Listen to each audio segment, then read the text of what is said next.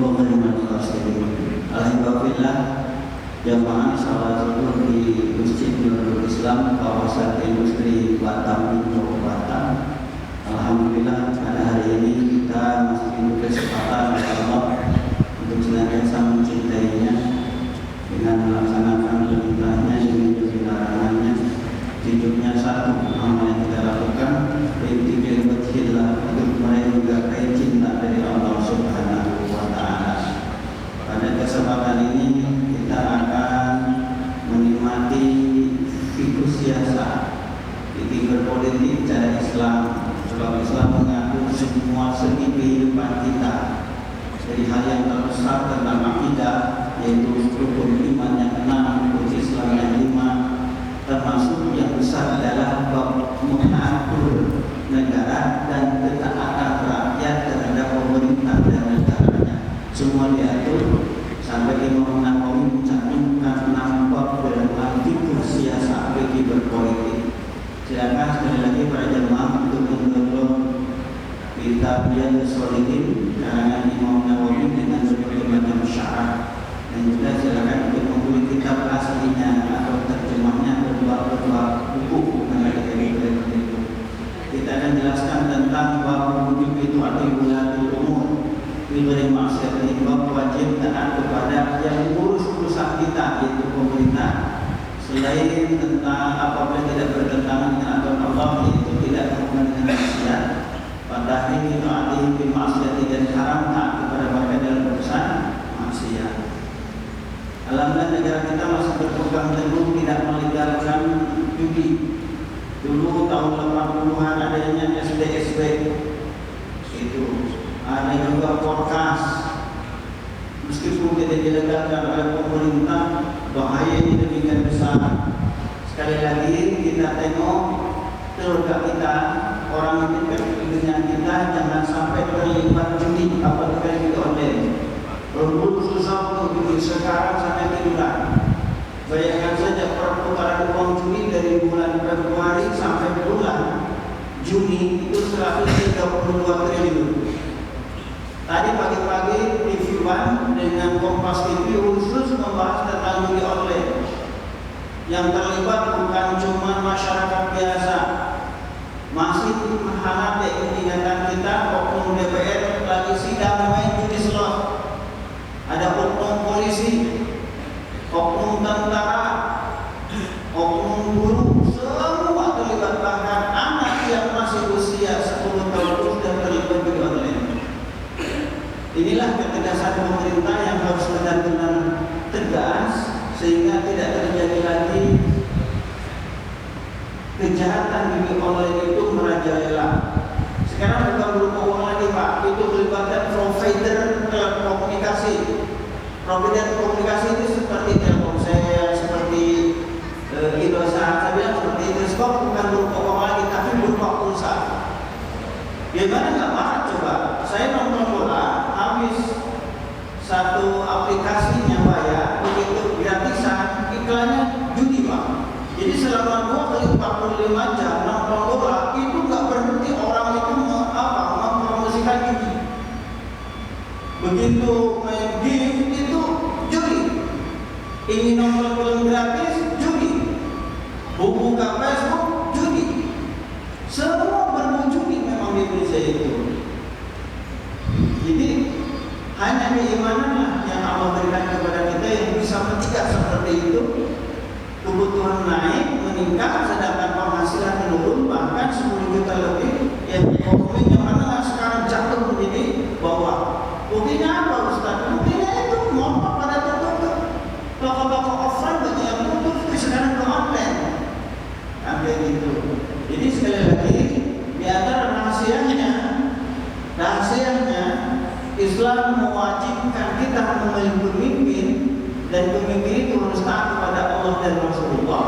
Dan tujuan berpolitik seperti orang-orang cendekiawan politikus, pemikir ahli filsafat sebelum masa ini dan sekarang, tujuannya satu sebetulnya, untuk membahagiakan kepada penduduk yang ada satu wilayah atau negara dan mencegah menjauhi dari berbagai macam hal yang menyebabkan samsara, malapetaka, musibah yang terjadi pada warga negara tersebut itu tujuannya berpolitik.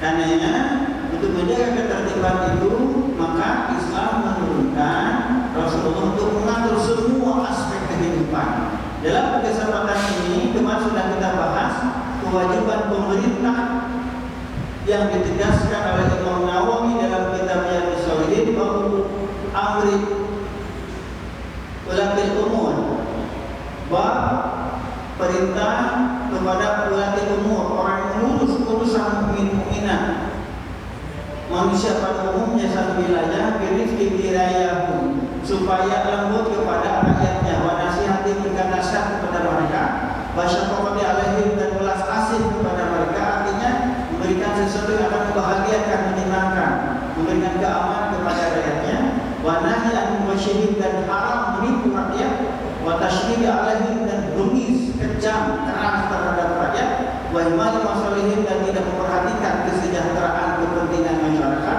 wal ghufrati anhum dan melupakan kepentingan masyarakat, kepentingan rakyat, wa awajihim dan dari kebutuhan masyarakat atau penduduk satu negara. Ini pembahasan kemarin.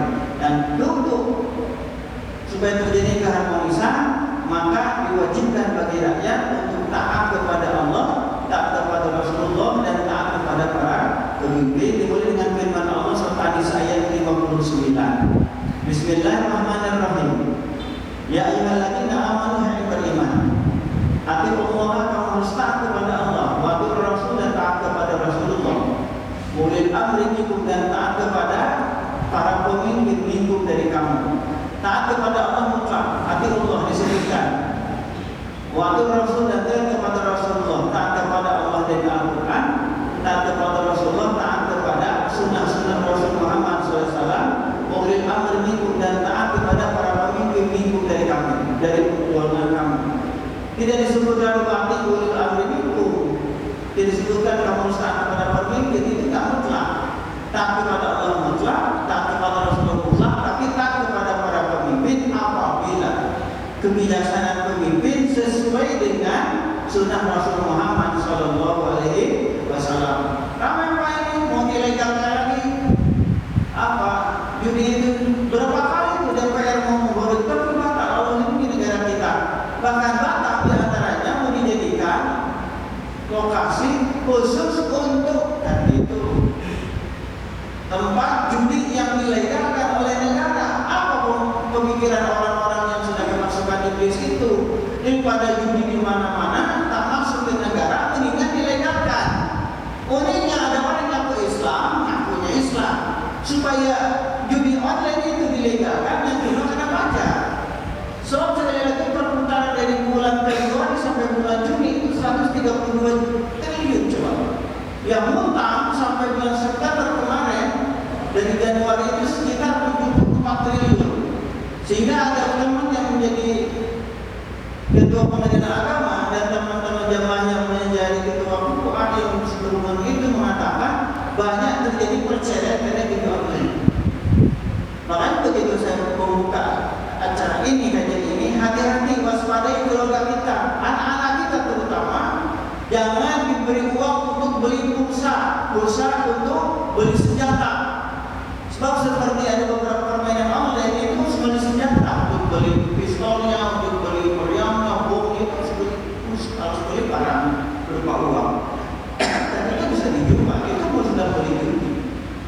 Jangan kata Allah SWT, Faitanaza'tum fi syai' apabila kamu berselisih, berbeda pendapat, fi syai' tentang suatu hal, apa saja dalam satu urusan di negara kamu, dalam masyarakat kamu, waruddu ilallah, maka kembalikan itu pada aturan Allah itu Al-Quran, wa Rasul dan Al-Rasul itu sunnah Rasul Muhammad SAW. Tidak dikembalikan lagi kepada ulil amri minkum, tidak langsung, tapi kepada Al-Quran dan As-Sunnah. Karenanya wajib pemerintah yaitu eksekutif dan yang membuat undang-undang legislatif yaitu anggota parlemen dan juga yudikatif yang berhubungan dengan hukum yaitu jaksa hakim polisi itu senantiasa koordinasi bersinergi dengan para ulama. Sebab yang tahu tentang hukum Islam itu ulama.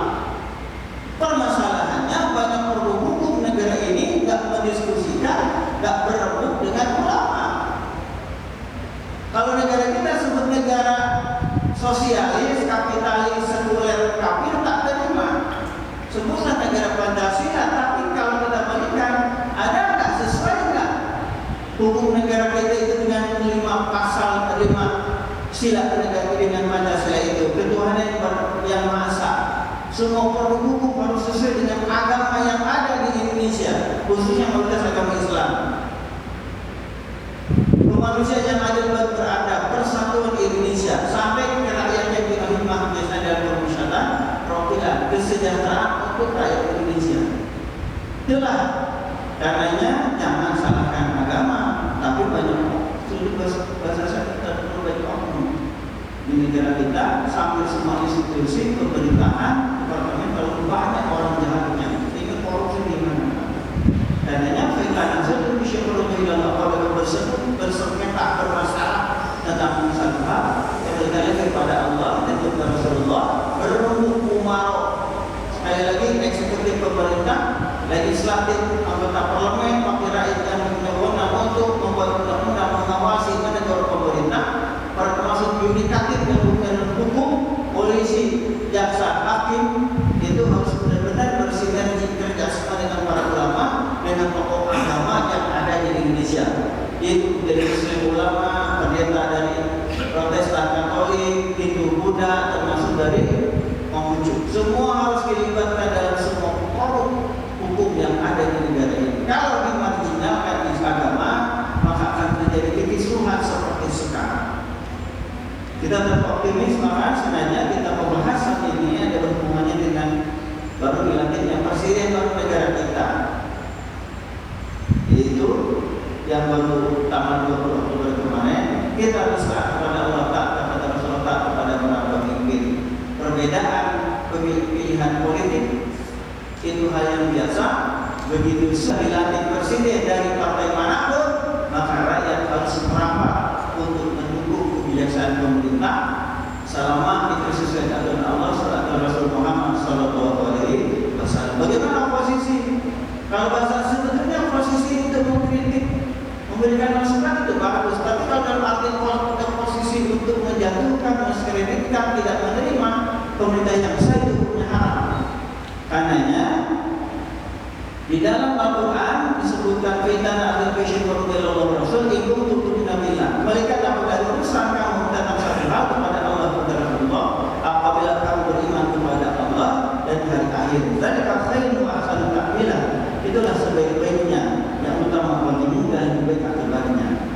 Hadis yang pertama dari Ibnu Umar, semoga Allah meridainya. Ani Nabi sallallahu alaihi wasallam, dari Nabi Muhammad sallallahu alaihi wasallam. Ini kewajiban kita yang harus dikumandangkan, berikan kepada pemahaman kepada masyarakat umum, oleh khatib, oleh para guru, para kiai dan juga para dosen, dan jika masyarakat pada umumnya alamat muslim. Wajib bagi seorang yang beragama Islam as'amu mendengar, memperhatikan, waktu atu dan taat kepada para pemimpin, mulai dari RT sampai presiden, bima ahabba dalam hal yang dia senangi, wa kariha dan dia benci, illa ayyumar bi maksiatin, kecuali diperintah untuk kemaksiatan jangan ditaati. Tetapi prosesnya itu tidak anarkis, tidak brutal, melalui jalur resmi. Melalui apa? Pertama, lewat anggota parlemen. Sebab mereka anggota DPR, wakil rakyat kita. Mereka digaji. Jadi 3 unsur trias politika negara kita, eksekutif, legislatif, yudikatif, digaji oleh rakyat. Karenanya sikap mereka kepada rakyat harus benar-benar wafid janahakam dan memilih, harus benar-benar rendah hati, harus benar-benar melayani, jangan sampai ingin dilayani. Listrik, air, bensin mobil, bahkan mobilnya makan sehari itu digaji oleh rakyat.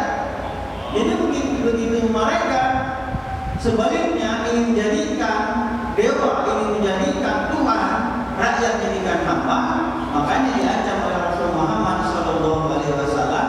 Di antara orang yang haram mencubur surga adalah pemimpin yang mengis, pemimpin yang menipu rakyatnya.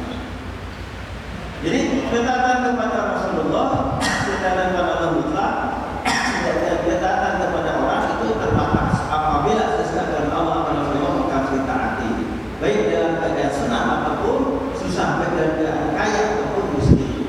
Yang kedua, hadis dari Masdari Ibnu Umar. Wa anhu qala, berkata beliau Abdullah bin Umar, kunna idza bayyana, qala, berkata beliau, kunna ketika kami idza bayyana berbaiat sumpah setia Rasulullah ala